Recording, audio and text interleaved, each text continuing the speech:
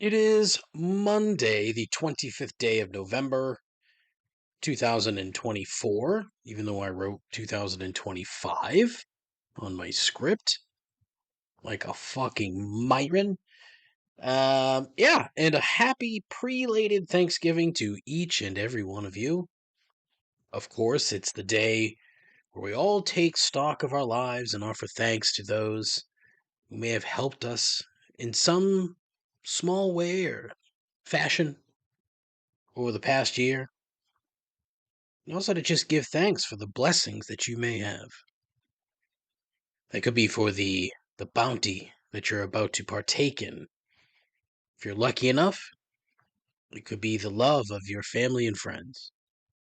Maybe it's just your general health and well-being. Or maybe it is for West Ham coming out today and dealing an absolute fucking beating to those filthy northern bastards at Newcastle, all the way up to St. James Park and all the way back down to London with all 3 points. Get rightly fucked. This week, I'll be talking about grief, conspiracy theories, snack foods, NFL referees, and we have a brand new voicemail from our old friend Mike. It's so much more that you never come to expect from such a shit program. It's all here on episode number 168 of Complaints and Observations. Oh, God.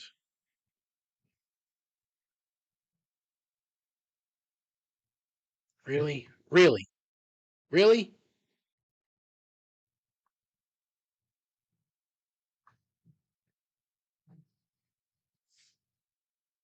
Really?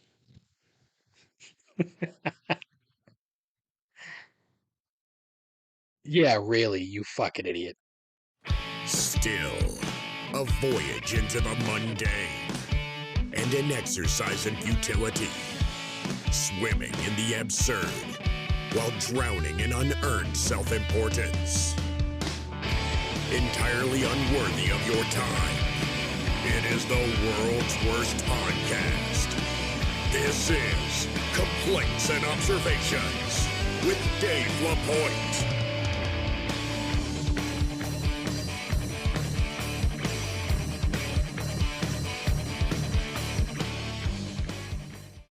Who the hell is Dave LaPointe?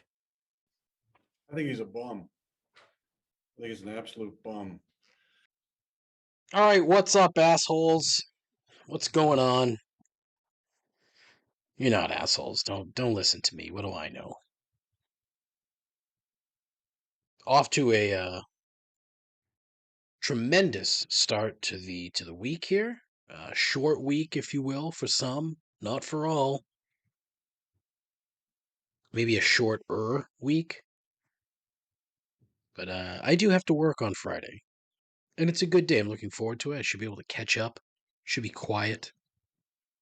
But I say that knowing full well it probably won't be. So, what can you do? But yeah, hey. West Ham made up for, having to sit and watch that Patriots game yesterday. I'm just baffled at the constant sort of change, right? Last week they played okay to be in the game throughout and really lose on the last minute interception. And as I've said, for all these games that Drake May has started, he is good for one just stupid ass Brett Favre throw every week.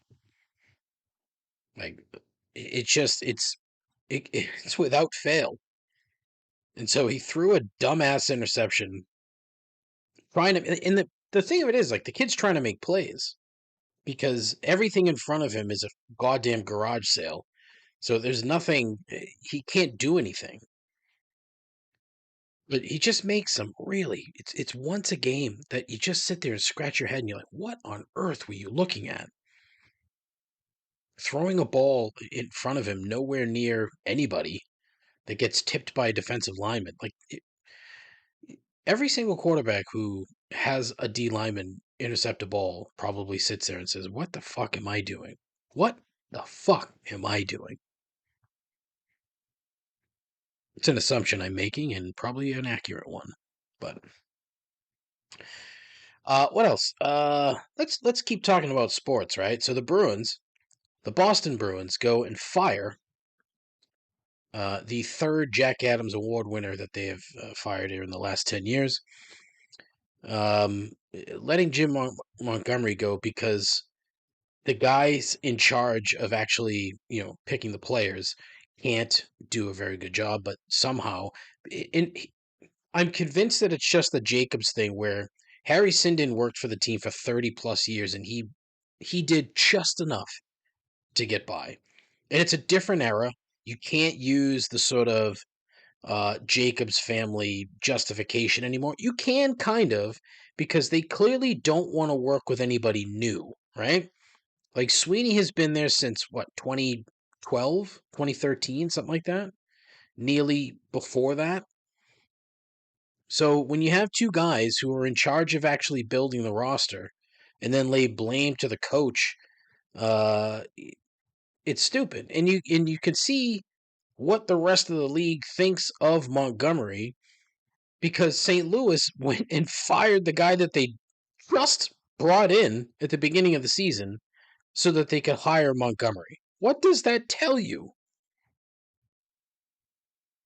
The problem here was not the coach. The problem was the players. The problem was the assembly of the roster. It is way too top heavy. Way too top heavy. And they were, in fairness to Sweeney and Neely, I think they were kind of forced into being top heavy because you can't let some of these top talents go. McAvoy, Pasternak, Swayman, Marchand. But they brought in Elias Lindholm, who was a complete and total bust in Vancouver last year. Total, absolute bust. And what has he been here thus far? A bust. So unless he does a complete 180, that's a massive fucking boner of a move. Zadorov, who they brought in too, who's been, I don't know, like I can't get a read on that guy. I think he's just a dummy. Like he leads the league in penalties, I think, in minor penalties. Not even like minutes, just minor penalties. I think. If he doesn't, he's very close. But I mean, that's turning out to be another boner of a move. And both of those guys were big money contracts. Big money. Like you could have gotten equal production from guys in Providence. But, they get to keep their jobs. Because Charlie Jacobs and Jerry Jacobs don't want to work with new management people. They don't want to be bothered to find new management. That's what it is. That's what it is. I just had a revelation. They just do not want to be fucking bothered with having to put in a representative effort to find replacement management people. Look at that! I just fucking solved 50 years of Bruins hockey. I'm guessing I'm not the only one who's come to that conclusion. However, today, right this minute, that's all mine. So if you use that, I need credit. Give me credit. Unless somebody else said it multiple times before me. They're just fucking lazy. God, wow. How did I just fucking realize that? Foolish. Anyways, that wasn't even on the show sheet today, so I don't even know what the hell I'm doing. Getting way off topic. Oh, and the Celtics are really good. They're still really good.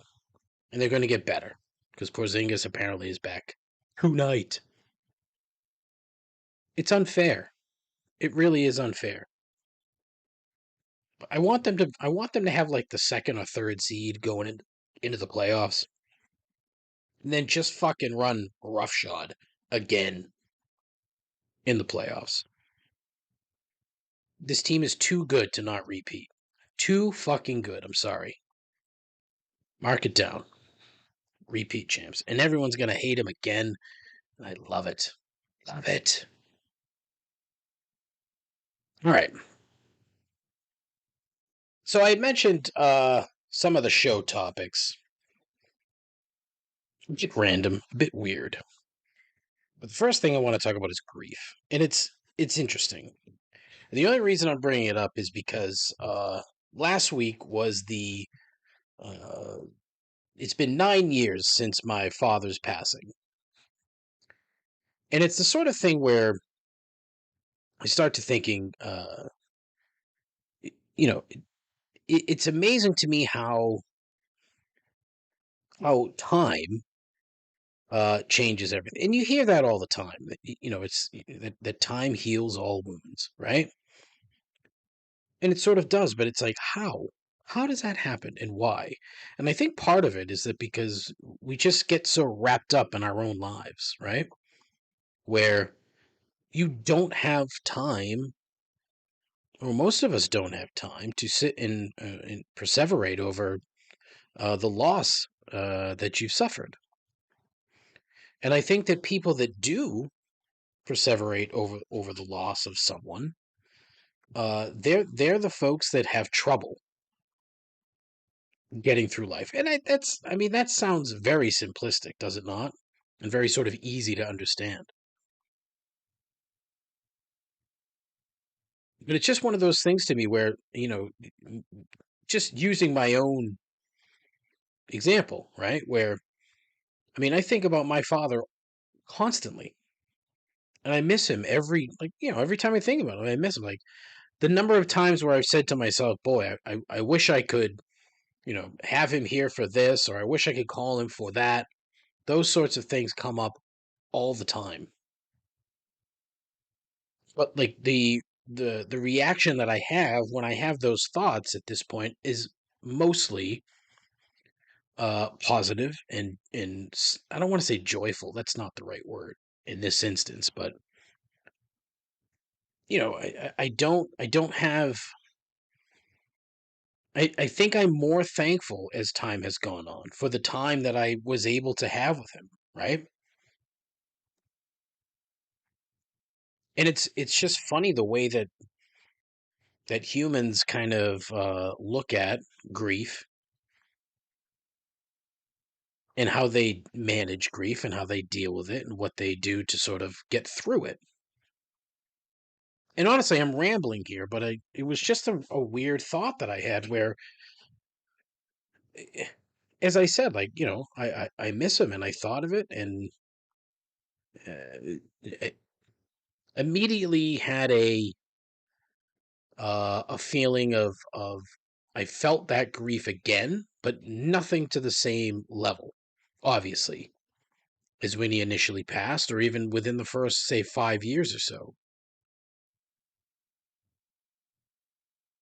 And I just wonder how, like, there has to be some sort of science behind it, right? The science behind grief and how time does indeed heal those particular wounds.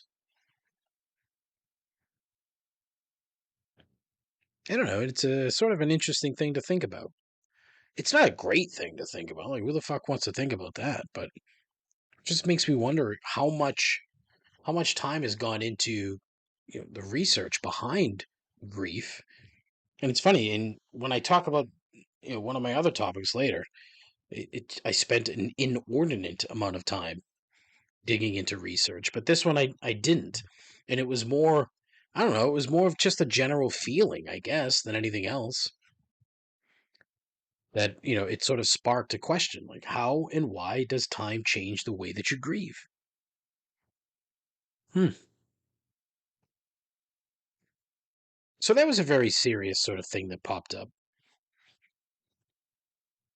and yeah, not in a bad way, because I sat in sort of in thought and contemplating things and thinking about. It's funny because obviously, as I said, I think a lot about my dad in different situations. But when I think when I think of his passing, obviously I think of when he actually died, and it's such a vivid memory. And honestly, I wish it wasn't, obviously, but I remember it vividly, and it just burns into your brain. I mean, it's not something you're ever going to forget, obviously.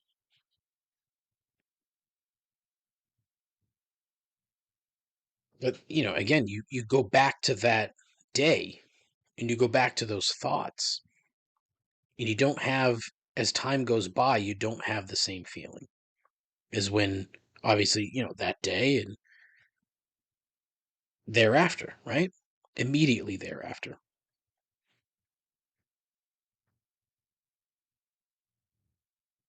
So I thought a lot about it. And then it makes me wonder, do people feel guilty about sort of moving on from their grief and then create a whole other, string of shit, I guess, right? And I would imagine that's a thing. It probably is. What do I know? Where you sit there and you contemplate, that loss, and then if you're not immediately feeling bad about it, do you think to yourself, "Oh, what happened? Why don't I feel bad about that anymore?" I hope that's not a thing, because honestly, that sounds awful.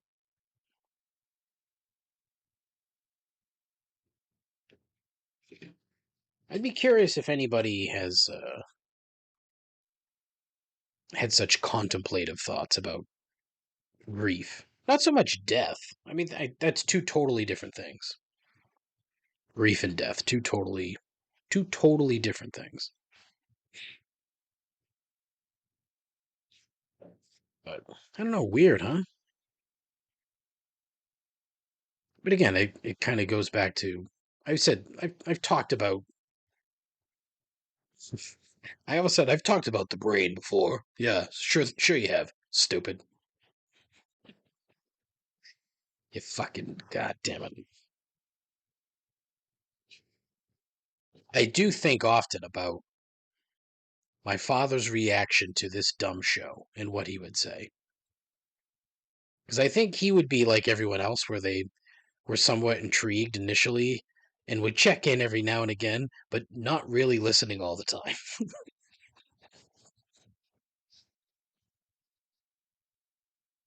Or then he'd listen to something specific, and he would let me know about it. Be like, "What the fuck are you talking about? What the hell is that?" On anything. Ay, ay, ay. But that's a fair question. What the fuck are you talking about?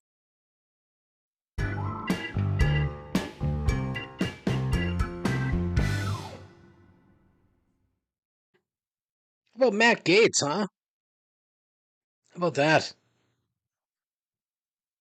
It's the first of what I assume is going to be numerous dominoes who fall between now and inauguration day and the following 6 months. Um, I just I'm just convinced that this thing, it's such a menagerie of dog shit humans that are coming through, that are being eventually going to be nominated for certain positions. It's like Seb Gorka. Seb Gorka. If you're not familiar with Seb Gorka, look it up. Like, this guy should not be allowed within 10 feet of 10 feet. Try 10 miles of the White House. Jesus Christ. But Matt Gates getting bumped, I don't really. That doesn't come as a surprise to me, because my guess is that a lot of uh, forward-thinking human beings looked at this guy and were like, he's a shitty human.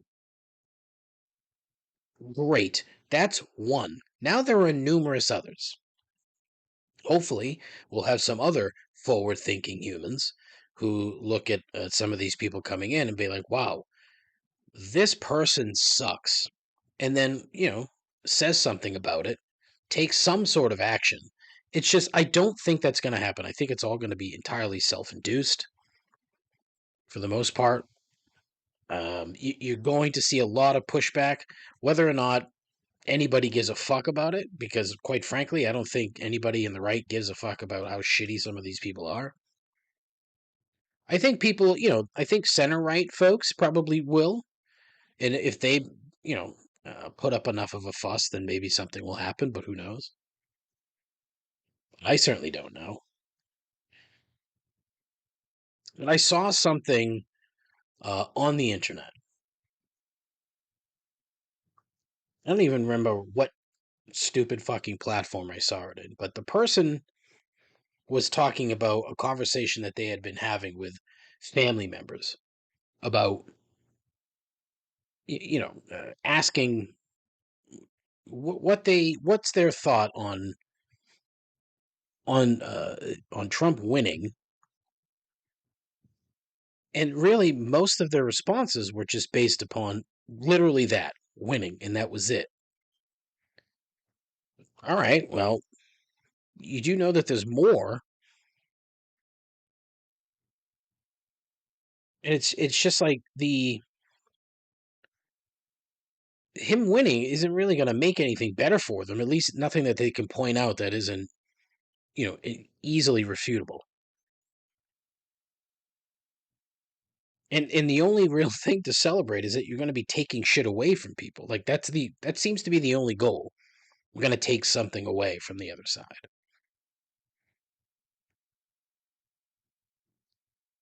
I don't understand like how that's something to get super excited about. It seems a bit backward. Like unless you can tell me that there's some viable sort of benefit. And the worst part is, oh, well, the price of gas is going to go down. Well, that has nothing to do with the president. Zero. Zero to do. And I'm sure it will. I'm sure it will. Uh, and then people will forget about it, and then you'll start to see the price creep up again. It's not. They're not going to make changes that benefit the whole. It's going to benefit a very small percentage of people. And again, as I say, I'm very curious to see how this plays out. Also very curious to see how this blows up. I'm convinced of it. Which kind of leads into another topic. I was again on social media because I am a numbskull and can't do anything other than stare at my fucking phone all day like an asshole. Which honestly is such a horrible habit. It really is. I need to be better about that. But when I'm back making the show now, I need content. Where am I getting content from? The fucking internet. And I stumbled upon something came up in the old algorithm where it was a video of this person who really loved to post videos about various conspiracy theories, and not saying, "Hey, this is a conspiracy theory," but basically, saying shit that was just banana land shit, the Pizzagate type crap, shit like that, that Michelle Obama drinks baby's blood for some weird ass reason. As if they like, how was that a thing? Like, where did that come from? And it led me down a rabbit hole, and it was really just sort of talking about trying to figure out, like, how did these things not so much start, but why? And I started like reading all about like the psychology behind it and how it happens and the motives of the people that get driven by these things. And there was one line of a study that I stumbled across. And it I don't want to say it crystallized like why, crystallized the why, but it certainly helped. Quote, belief in conspiracy theories appears to be driven by motives that can be characterized as understanding one's environment, being safe and in control of one's environment, and maintaining a positive image of the self and the social group. End quote. I used the basic English version of that because there was a lot more big words in there. So, in other words, the prevailing wisdom, a little bit of the science behind it, is that people that fall into these things believe these things mainly to feel better about themselves in their own environment, which kind of makes sense when you think about it. When you take something that has a sort of reasonable explanation, they then try to find different ways to. So if they disagree with it, for example, so kind of going back to the weird ass, Democrats drink babies' bloods. Babies' bloods, right. What reason is there other than like you don't like these people? It's not that you're never going to say that anybody else drinks the blood of babies. Everybody that you do say that is admittedly on the left. In most cases, I'm sure there's other cases where they might say differently, but for the most part, the people that are allegedly housing children in the basements of pizza parlors are on the left. So they don't identify with this group. They identify with their own group. So they're going to come up with weird explanations to make themselves feel safe and to have some control over that environment.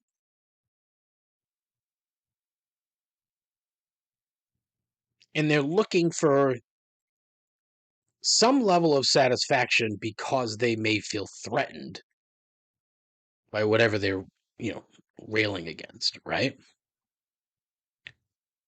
And it leads to so many different things where you can kind of, the big thing that I keep seeing over and over and over again lately is talking about like young men and just how they've isolated themselves and they've become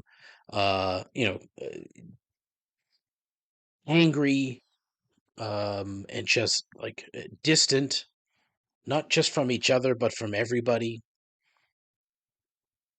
and how they just don't have a sense of control of their own lives, so they come up with all these weird theories about the government, about women especially.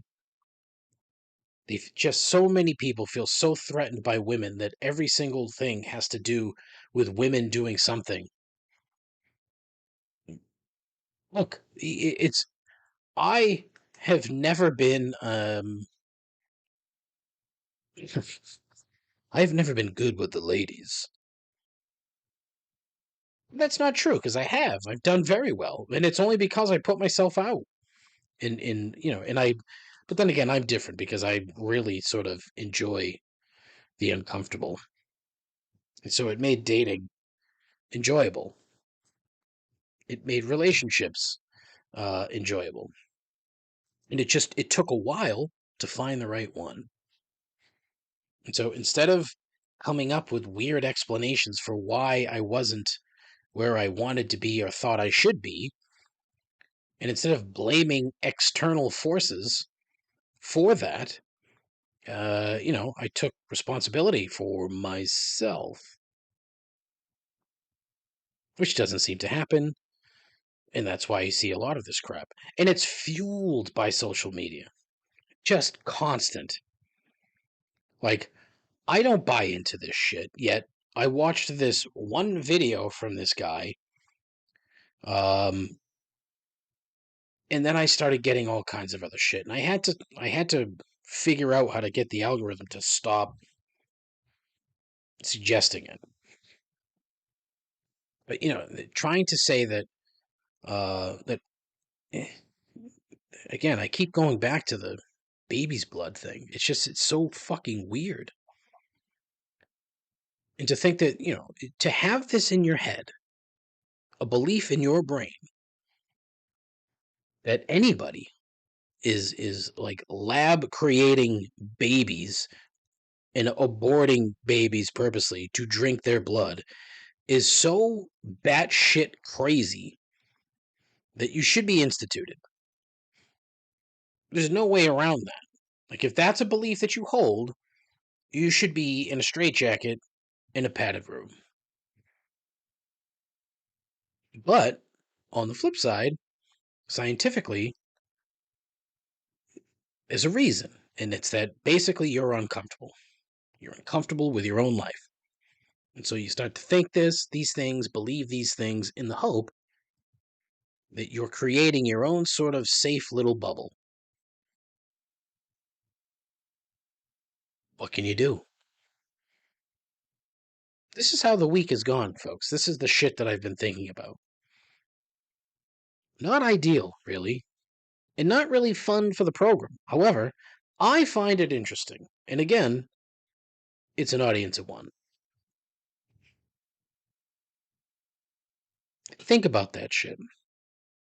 And also, if you believe any of that batshit crazy stuff, please turn off the program. Turn it off. Never come back.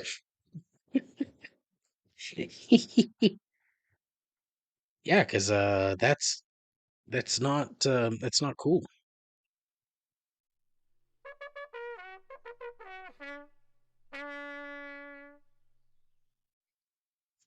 All right, let's get back to the dumb shit. That's unfair. I shouldn't have said that. Let's get back to the other stuff, shall we? And by other stuff, I am thrilled to have an actual voicemail from someone who claims to be a listener. No, that's not true. I know he listens. My old friend Mike. Mike, who I used to work with at previous employer. Super nice guy. He likes to talk, and you'll figure that out from the voicemails. There are two, and there are only two because the Google Voice cut him off after 3 minutes on the first one, so he had to take another 2 minutes to finish the second one, and it's enjoyable. I got a kick out of this, and I do hope that you do too. Dave, it's your old pal Mike here. So I was listening to this week's show and finally got the number because you were too lazy to put it on your Instagram. So I called right away because, you haven't had one caller. So anyways, last week I'm sitting here in my nice little bubble at my desk in my home towards Cape Cod and Plymouth here. And all of a sudden I get a call from my wife. She's driving my car. So I have an old Volkswagen diesel sport wagon that 150,000 miles. Somehow I've managed to put like $7,000 into this thing this past year. But I love the car, so I'm going to keep it. It's a great car. And I just got it back, and the car is freaking out. So she's going to pick up the kids around the corner to run them to like 5 different things, and the car is freaking out. So the like the radio turning off, and now the car is turning off while she's on the phone. She's on the side of the road. I don't know how much Plymouth, but they just built like 1 million developments, and she's on like a road that's like a choke, it's like a choke road between development and the highway. So it's a really busy road. So I rush over there, give her her car, and now I'm sitting in my dead car, trying to figure out what to do. And it's getting dark, and cars are whizzing by, and I got like a one wheel over the line on the road. So, call AAA. AAA takes an hour to get there. I'm sitting there. It's getting dark. I'm getting cold. Car's dead. Finally, AAA shows up. It's this girl who showed up the last time my car died. Just crazy, tattooed, nose ring, tongue ring, just, girl who could beat the crap out of you from Wareham, who helped figure out my car last time. And I'm thinking, great. Because last time she came, somehow she ended up telling me her life story, and it was really depressing. So I'm like, this is great. And there's not many times I really feel like a low life. There's actually two. One is when I'm pulling my window AC units out in the summer to put in my windows, because I feel like most non-lowlifes have like real AC. And the other one's when my car is broken down the side of the road. So anyways, I think I just got cut off while talking about how much of a lowlife I feel like being straight on the side of the road. And this girl shows up and walks over the car, and I tell her what happened. She goes, "Oh, it's your alternator." I said, "Well, can't you at least try to jump me, try to charge?" "No, it's your alternator." So great. So any feelings of masculinity, of anything, pride, shot down the toilet. But it's all good. Because I don't know crap about cars, and this chick does. So anyways, I proceed to sit there another 2 hours, feeling like a low life, until finally the tow truck comes and sent it to Sullivan Tire, and then eventually got picked up, and somehow the kids made it to their stuff, and somehow I made it home and back in front of the fire, and the car was ready the next day, $1,200 later. Anyways, I just thought I should share that misery, because I guess I didn't really have much to complain about until I did really have something to complain about, and that really sucked. Flip side, glad the show's back, and I miss you. Every time I hear the word aubergine, I think of you, because that was our favorite color. But we'll be tuning in, so I hope you enjoyed my dose of misery. On a side note, glad to hear you're doing really well. That makes me feel great, because I see what you're posting online. I feel like, man, Dave's doing great. Dave's living life. He's traveling. Since we don't work together, I'm so happy you're thriving. So, keep it up. Keep it up, Dave. Thank you, Michael, for the 5 minutes of content. I appreciate it. And for the numerous times that I literally laughed out loud. Now, you kind of have to know Mike a little bit to kind of maybe laugh out loud. But there are a handful of things in there that I need to point out. First and foremost, number one, I'm sorry that this happened. While I very much appreciate the content, I am also quite sorry that you've gone through this. The thing that you need to understand, dear listeners, is that Mike is like 6'7" or so. He's a very tall young man. And he drives a Beetle sport wagon, which is it's fucking hilarious. And I'm fairly certain that he's called in and mentioned his vehicle in previous episodes. during the prior iteration of the program. But it's laugh out loud funny, at least to me, that somebody of that height is driving that sort of vehicle. Like, it makes me wonder if he, he said that his wife took the car to drive the kids around. I'm finding it difficult to believe that there's an actual back seat behind that driver's side seat. Yeah. But there's a handful of other things in there. One, I love that he said Cape Cod, but then immediately corrected himself and said Plymouth,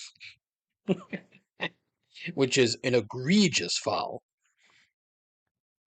And I do know Plymouth. I know Plymouth pretty well, although I don't know Plymouth as well as I did in the past. And I do know that the town is growing like crazy and has been for the past decade. So I would have loved to have heard where he was in this instance. But like the fact that he's like, I was cold, it was dark. I can't handle cold and dark in my car, my dead car. But there was so much more. When he talks about the AAA driver, and he's like, it's this girl. With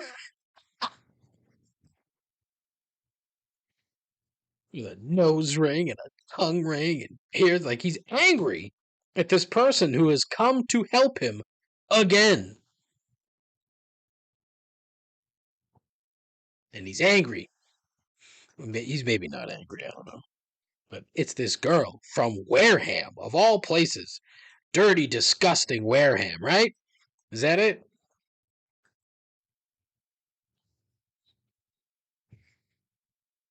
And then he thinks he's a lowlife because he has window ACs. And you know what, Mike? I think you might be right. When the wife and I moved, and when she wanted to buy another house, one of the stipulations was that it had to have central AC, and you gotta have it. It is a must-have. Window ACs are just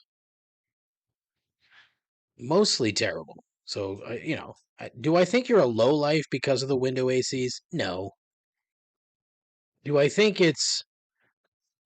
Do I think that maybe that you could reassess things, and instead of pumping thousands of dollars into that car of yours, take that money and invest into central air conditioning? And yes, aubergine. Memories, man. Aubergine. Aubergine. It's such a fun word, is it not?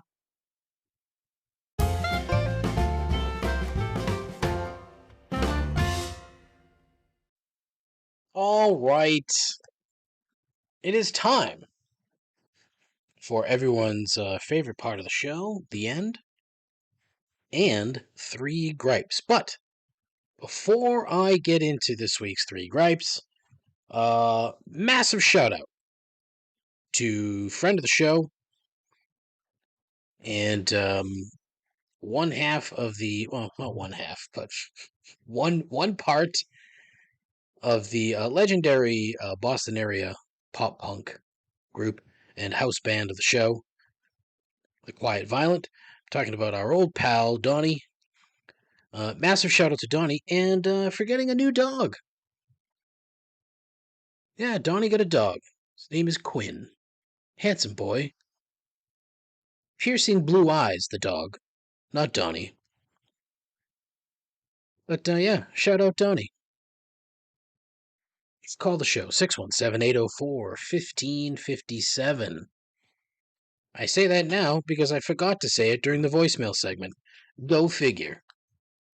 I'll say it again at the end of the show when I get through this nonsense. But yeah, shout out Donnie. Nice job, buddy. Hope you're doing well, man. Gripe number 1, NFL referees.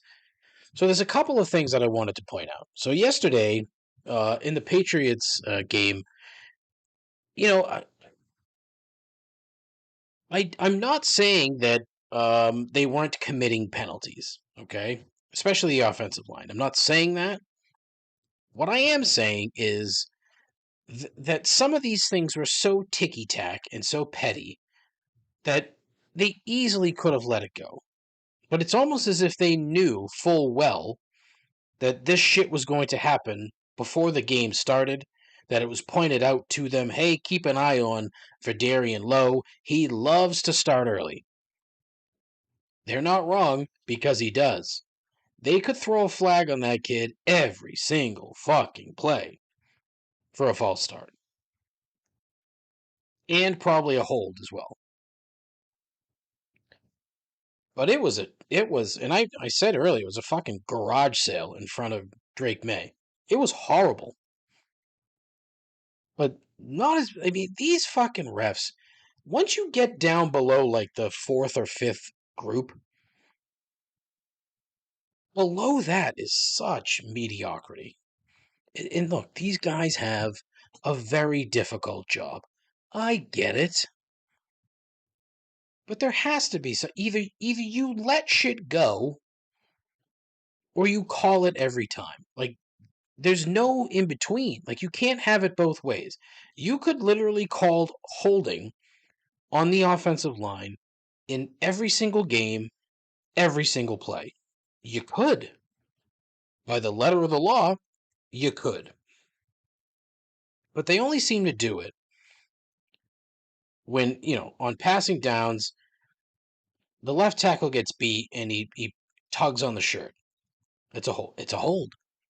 But you could have done the same. You could have made the same fucking call the play before on the left guard, who may not have been getting beat, but, in order to gain some leverage, had to hold on to the jersey.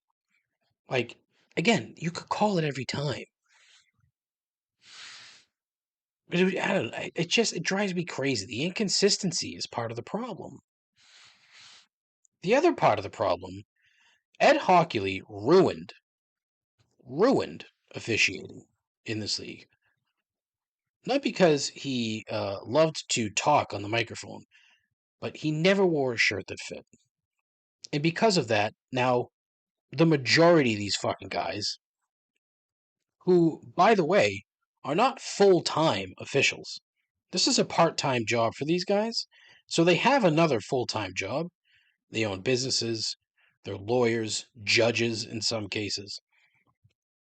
But they're out there in fucking schmedium ref shirts, just begging for a call so that they can flex on camera. Like this guy, Land Clark. One, what a dumb name. Like, be a little self-conscious, not self-conscious, self-aware.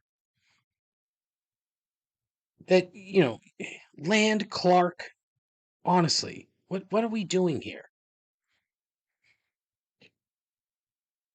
And I blame his parents for giving him such a dumb name. But it's a terrible name. It's just not good.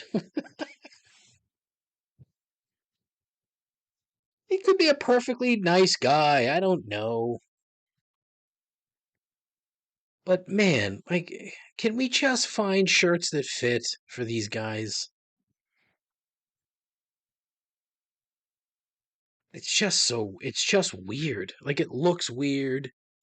Like, it's not necessary. Like, you're in your 60s, bro. He's in his 60s.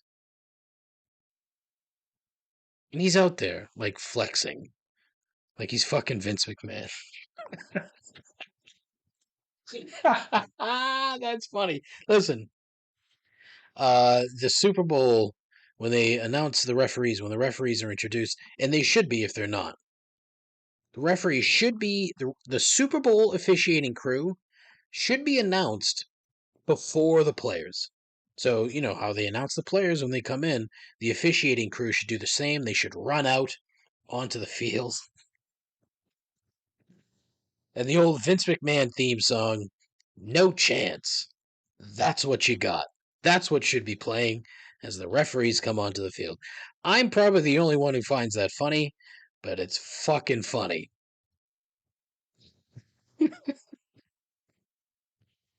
Led by a bunch of dudes and schmediums.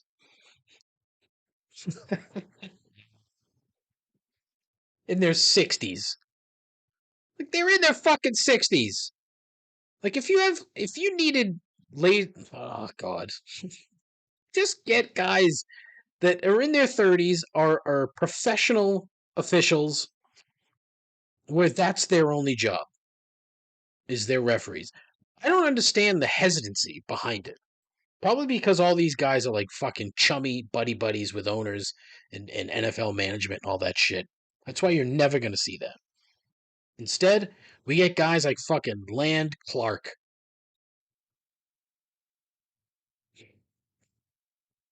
No chance. Gripe number 2, adult autograph seekers. Now, I don't know if you've seen this video, but there is a video going around of some guy, I wish I could remember where it is, but he's yelling at Jason Kelce. Jason Kelce, who's no longer playing, he's now a TV superstar, who apparently is going to be hosting a late night show on ESPN at some point, which I find interesting. But the video is this dude yelling at Jason Kelce because he's choosing not to sign an autograph for an adult. And I'm convinced that he could have knocked that dude's face off and nobody would have felt he was in the wrong. This fucking ignoramus is yelling at him for not signing. And like the shit he was saying was shitty. And I wrote it down the other day, and I didn't write down what the guy was saying, but it was shit. It was just like, oh, so and so signed us, for the other day. We care about you. We did the like. It was all a bunch of dumb shit. Now the problem is that this guy is just going to take whatever Kelce signs and then sell it, which is fine. However, what sort of asshole do you strive to be when you're yelling at another adult to write his name on something so that you can then make a buck? Like, you should be fucking begging this person to sign whatever it is you want them to sign. And if they say no, you should just fucking accept it and move on. That's it. That's what you should do. Instead, this guy had to get all fucking indignant. And what did Kelce do? He turned around, went back, and signed for the guy. Now, why do you think he did that? Because if you're familiar with another Jason Kelce incident not too long ago, where some fucking prick college kid was saying stuff about Travis Kelce and Taylor Swift, and Jason Kelce got mad, confronted the kid, took his phone, smashed it. Rightfully so. Fuck around and find out. That's it.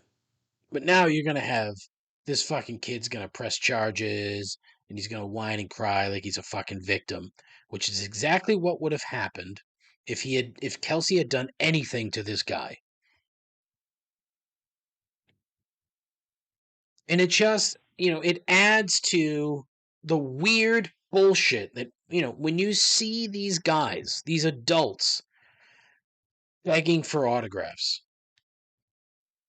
Like, I wouldn't fucking sign for anybody. And here's the thing. Listen closely, okay? When this show takes off and I get super famous and people ask me for autographs, I'm going to say no. So get in now.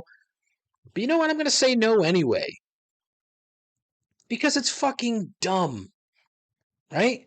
Unless some agency or card company, photo company, whatever, is going to pay me to sit down and just sign a bunch of shit, that's the only thing that were I in Jason Kelce's shoes, their response would have been, "Sir, I only sign for tops. I'm terribly sorry. I bid you adieu." Like, that should have been it. Instead, he has to take abuse from this fucking Neanderthal. It's probably Philadelphia, because they're fucking gross.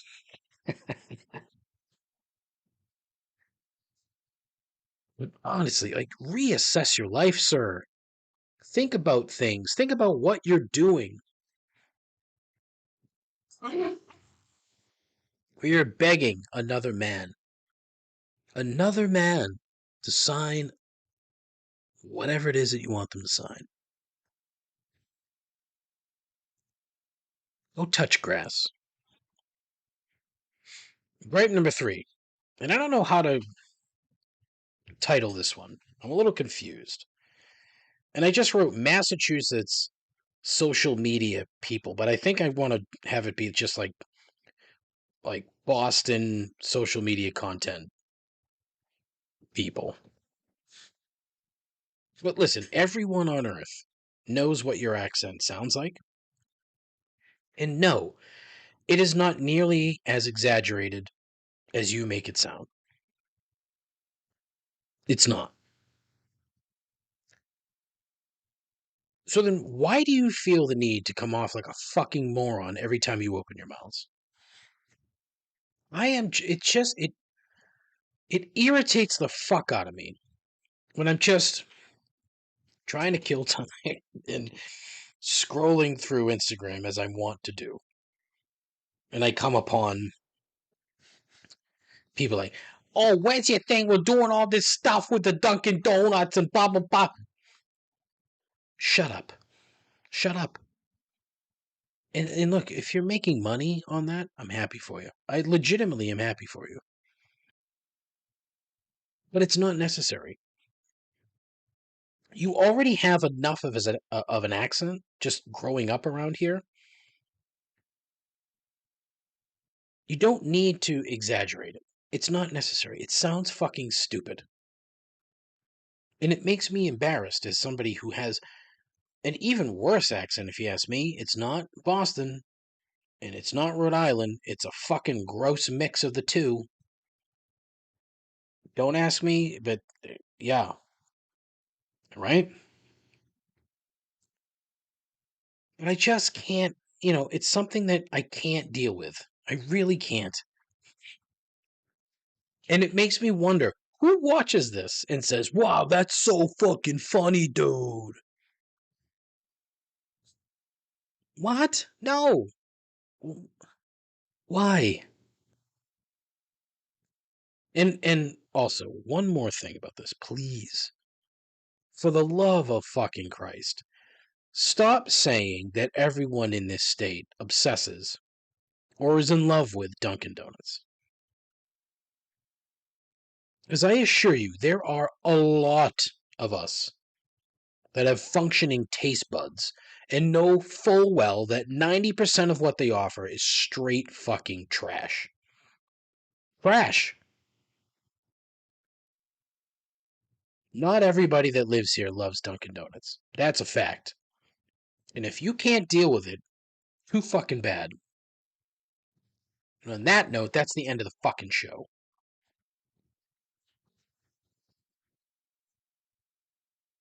I am on Instagram at ComplaintsPod. I am on Threads at ComplaintsPod. I'm on Twitter at ComplaintsPod. I'm on Facebook, but fuck Facebook. And yeah, that's about it. You will find this program on a variety of platforms. I'm not going to name them all because some I can't remember.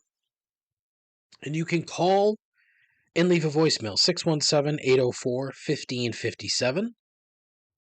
If you want to be on the show, just ask. If you know somebody who wants to be on the show, just ask. You know what? I can almost guarantee you I'm going to say yes. Why? Because, the show stinks. I did hear from old friend, associate producer Dave. We may have a guest in line. May have scared him off when I shared the link to the show, and he probably listened to it and was like, "Oh fuck, this is awful. I can't do this." Fingers crossed. Be nice to have people to talk to. But if you're listening and you want to be on the show, let's talk. Let's have a bit of a chin wag, you know? Talk about anything. I don't give a shit. Or you can leave a voicemail, 617-804-1557. And that'll do her. Thank you as always. Be sure to tell your friends. Be sure to tell your moms. Take care of each other. Wait, no. Take care of yourself. Take care of each other. Godspeed.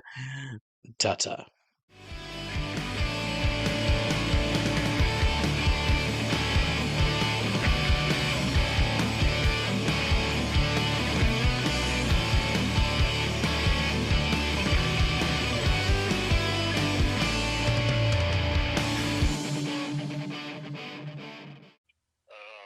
I am without speech. I am speechless.